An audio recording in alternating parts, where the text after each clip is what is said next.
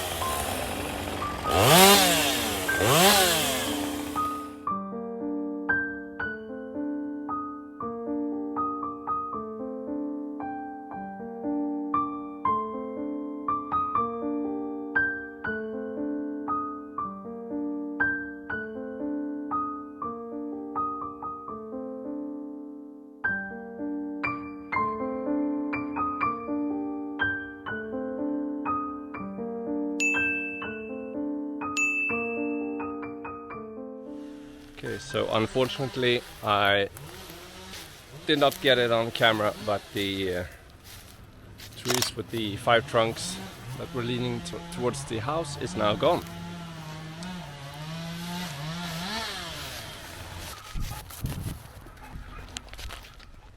Some trees were taking down this whole nest of thorns that we had, and we found the old wall for the second chicken coop that used to be here a long time ago.